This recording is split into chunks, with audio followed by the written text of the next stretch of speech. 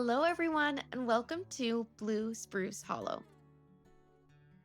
This spring, I decided to transform our backyard into a Provence and cottage garden inspired parterre. Before we began, the backyard was a mix of weeds, overgrown shrubs, patchy grass, and wood edging.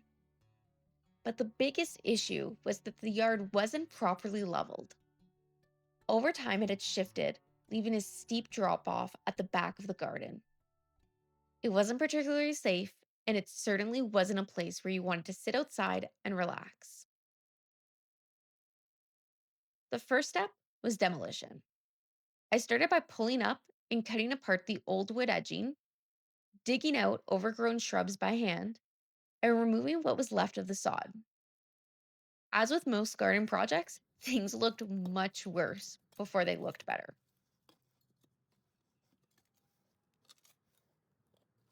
Next, I had to clean up a mess of my own making.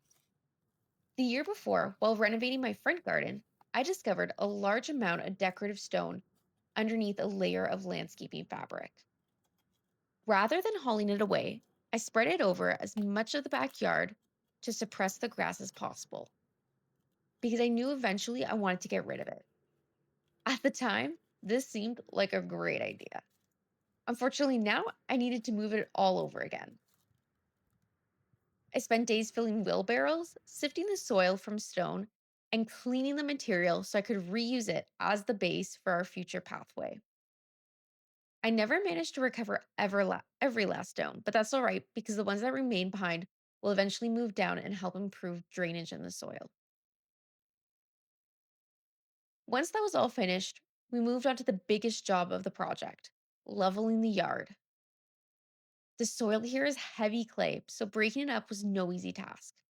We spent hours with hoes and shovels working the ground, moving soil, and gradually correcting the slope at the back of the garden. It's definitely still not perfect, but we were able to eliminate the major drop off and create a much safer, more usable space. With the groundwork complete, it is finally time to start laying out the garden itself. We carefully staked out the shape of the central diamond using landscaping staples and string. After what felt like endless hours of measuring, adjusting, and remeasuring, we finally settled on a design centered to the basement window. For the first time, I could actually see the vision taking shape.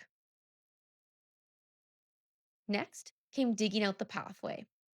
Between stubborn tree roots and heavy clay soil, this process took several days longer than I expected. But despite the sore muscles and endless digging, it felt incredibly rewarding to see the framework of the garden emerge. While we had everything opened up, we had also buried an electrical conduit for a future fountain. It's always easier to think ahead than to dig everything up again later. Then came what I thought was going to be the fun part, building the path. As it turns out, it was just as much work as everything that came before it. We started by laying landscaping fabric and adding a base layer of that decorative stone that I'd spent so much time cleaning. On top of that, we had added approximately 1 cubic yard of granular A and compacted it to create a stable foundation. Thankfully, I had help throughout this project because there's no way I could have done it alone. Originally, I planned to use cobblestones that I'd stored beside the side of my house for the border. But once the path was laid out, I realized it simply wasn't wide enough. Instead, I switched to a garden edging that fit the space much better. And finally came the part I'd been waiting for, the pea stone. As soon as it went down, the entire project started to feel real. Suddenly, all the digging, hauling, and planning made sense. I added approximately 2 cubic yards of garden soil, along with several amendments to improve the growing conditions for the clay soil. Then I began filling the beds with the plants that I'd been preparing for months. One of my favorite things about this garden is that many of the flowers are grown from seed that I had sown over the winter, whether it was indoors or even a little bit of outdoor sowing. Even more special than that are the plants that came from my grandparents' garden. Before my grandmother moved, she gave me some plants to take with me. And many of the flowers growing here carry memories of them, which makes this space even more meaningful. Of course, there were also a few beautiful plants from the garden center that I simply couldn't resist bringing home. And finally came the payoff.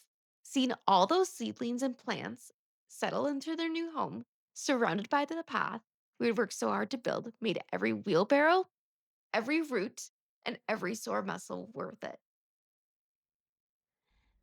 There's still plenty left to do, but for the first time, Blue Spruce Hollow feels like it's becoming the garden I had imagined.